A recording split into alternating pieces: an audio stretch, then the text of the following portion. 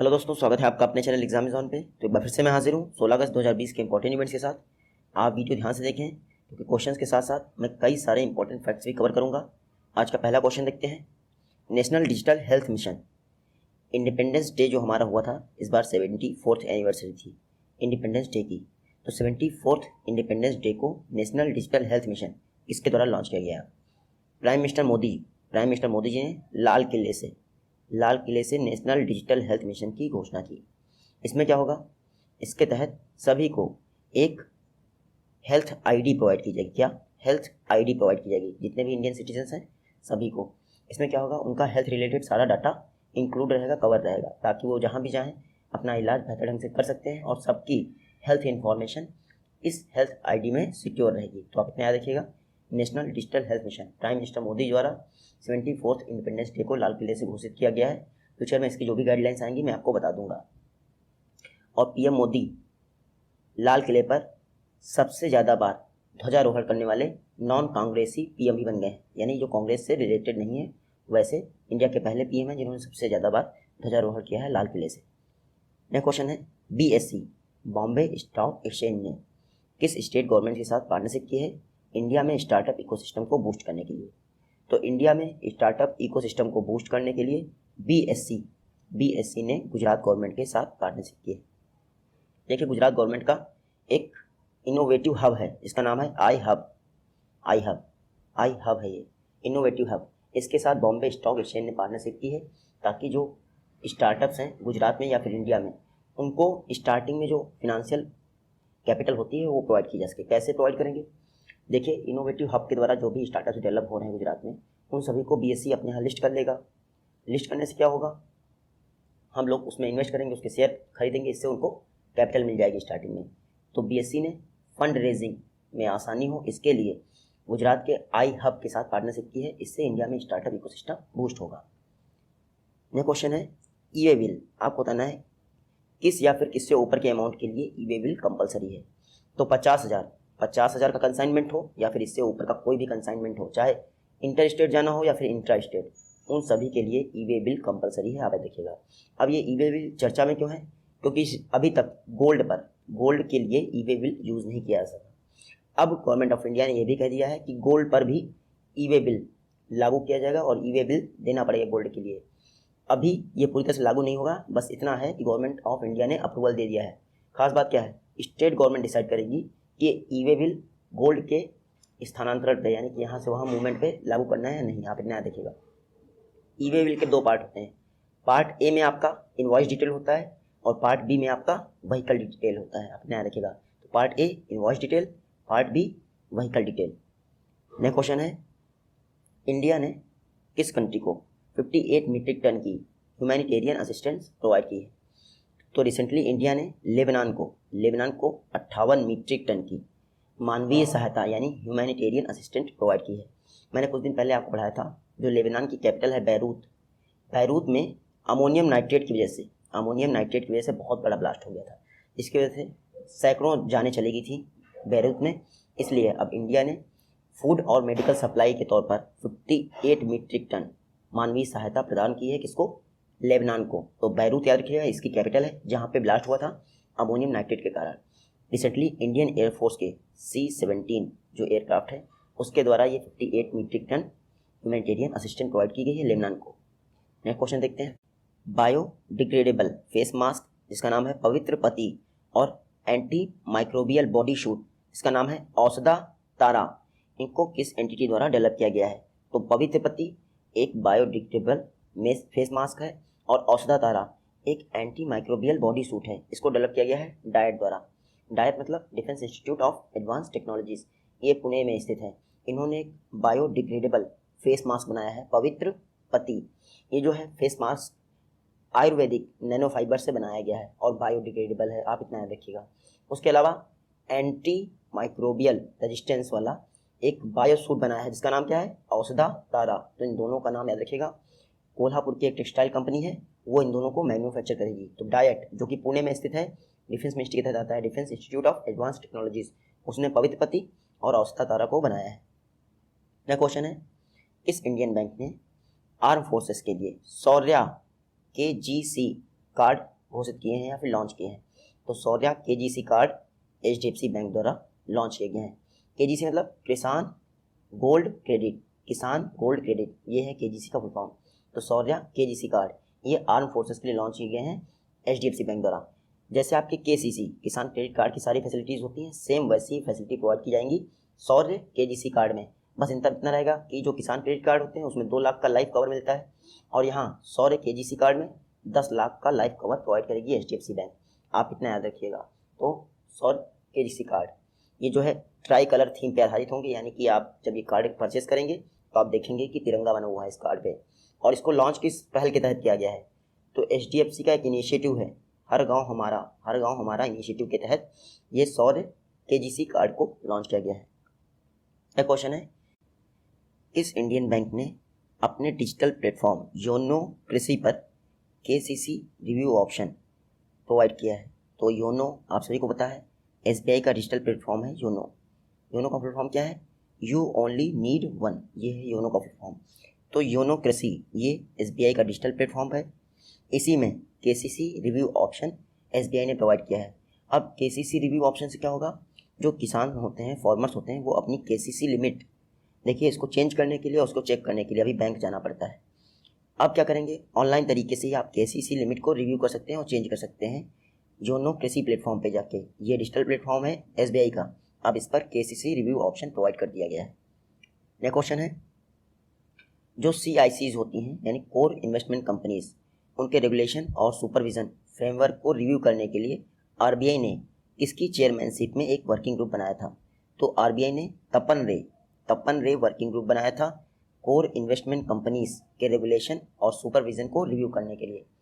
जो ये तपन रे वर्किंग ग्रुप था, इसने ये रिकमेंडेशन दी कि जो भी कोर इन्वेस्टमेंट कंपनीज हैं और उनकी एसेट 5000 करोड़ या फिर उससे ऊपर है, उनको चीफ रिस्क ऑफिसर यानी CRO अपॉइंट करना कंपलसरी है। तो 5000 करोड़ या इससे ऊपर की एसेट वाली सभी CIC यानी कोर इन्वेस्टमेंट कंपनीज को अब चीफ रिस्क ऑफिसर अपॉइंट करना पड़ेगा। तो आप याद रखिएगा, तपन रे working group core investment company के रेगुलेशन और सुपरविजन से संबंधित है, RBI द्वारा बनाया गया था। यह क्वेश्चन है, IBH फाइनेंस लिमिटेड यानी India bull housing finance limited के नए नॉन एग्जीक्यूटिव चेयरमैन कौन अपॉइंट हुए हैं? रिसेंटली SS मुंद्रा मतलब सुभाष शिवरतन मुंद्रा, ये India bull housing finance limited के नए नॉन एग्जीक्यूटिव चेयरमैन बने हैं। जो ये SS मुंद्रा ये RBI में पहले डिप्टी गवर्नर भी रह चुके हैं, अब ये India bull housing finance limited के नॉन एग्जीक्यूटिव चेयरमैन बन गए हैं, आप याद रखिएगा। नेक्स्ट क्वेश्चन है, ई बाइक गो ने अपना ब्रांड एम्बेसडर किसे अपॉइंट किया है? रिसेंटली ई बाइक गो द्वारा हरभजन सिंह को अपना ब्रांड एम्बेसडर बनाया गया है। ई बाइक गो ये एक इलेक्ट्रिक मोबिलिटी स्टार्टअप है। इलेक्ट्रिक मोबिलिटी स्टार्टअप मतलब क्या है? देखिए 4000 रुपीज़ पर मंथ पे ये आपको ई बाइक जो है रेंट पे प्रोवाइड करता है। कितने रेंट पे? 4000 रुपीज़ पर मंथ के रेंट पे ये आपको ई बाइक प्रोवाइड करता है। रिसेंटली ई बाइक गो ने हरभजन सिंह को अपना ब्रांड एम्बेसडर बना दिया है, और मैंने अभी आपको बताया ये एक इलेक्ट्रिक मोबिलिटी स्टार्टअप है। क्वेश्चन देखते हैं, अरुणोदय स्कीम किस स्टेट गवर्नमेंट द्वारा लॉन्च की गई है? तो असम गवर्नमेंट द्वारा अरुणोदय स्कीम लॉन्च की गई है। ये क्या है? ये एक फिनेंशियल असिस्टेंस स्कीम है। फूड और बाकी सारी इसेंशियल कमोडिटीज़ खरीदने के लिए जो असम गवर्नमेंट है अपने स्टेट के लगभग 10 लाख 15 लाख जितने भी लगभग 17 लाख हैं, 17 लाख फैमिलीज़ को फिनेंशियल असिस्टेंस प्रोवाइड करेगा। प्रत्येक महीने की शुरुआत में 830 रुपये प्रत्येक फैमिली को प्रोवाइड कर दिए जाएंगे, ताकि वो अपने लिए फूड और अन्य एसेंशियल कमोडिटीज़ खरीद सकें। ये स्कीम 2 अक्टूबर 2020 से लागू हो जाएगी, और अगर लागू हो जाएगी तो अरुणोदय स्कीम असम की DBT वाली डायरेक्ट बेनिफिट ट्रांसफ़र वाली असम की लार्जेस्ट स्कीम होगी, आप याद रखिएगा। अरुणोदय स्कीम असम गवर्नमेंट से रिलेटेड है। नेक्स्ट क्वेश्चन है, रिसेंटली ये फेमस पर्सनालिटीज़ हैं जिनका निधन हो गया। पहली है राहत इंदौरी, इनका नाम किसी को बताने की जरूरत नहीं है। फेमस उर्दू पोएट्स हैं और साथ ही साथ बॉलीवुड के लिए गाने भी लिखते थे, यानी लिरिसिस्ट भी थे। तो ये हैं राहत इंदौरी जी, और इनका निधन हो गया है। एक शायर है इनका, आसमां लाए हो ज़मीन पे रख दो, आप सब लोगों ने सुना होगा, बहुत बेहतरीन शायर थे उर्दू। रिसेंटली कोविड-19 से निधन हो गया। इंदौर MP से बिलोंग करते थे, MP से। दूसरा है चुनक्कारा रमन कुट्टी, ये देखिए चुनक्कारा रमन कुट्टी, ये मलयालम यानी केरल के पोएट थे, आप नया देखिएगा। तो राहत इंदौरी एमपी के उर्दू पोएट थे और चुनक्कारा रमनकुट्टी ये केरल के मलयालम पोएट थे, आप याद रखिएगा।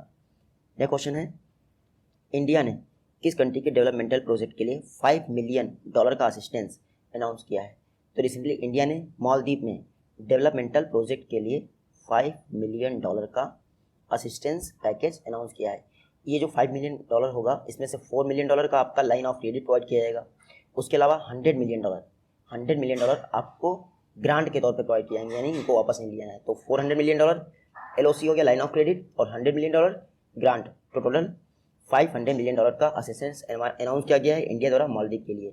देखिए मालदीव में एक प्रोजेक्ट बन रहा है GMCP यानी ग्रेटर माले कनेक्टिविटी प्रोजेक्ट, उसी के लिए $500 मिलियन यूज़ किए जाएंगे। इसमें जो मालदीव की कैपिटल है उसको 3 आइलैंड सिटी से जोड़ना है। नेक्स्ट क्वेश्चन है, एयर क्वालिटी मॉनिटरिंग यानी AUM फोटोनिक सिस्टम ये किसके द्वारा डेवलप किया गया है?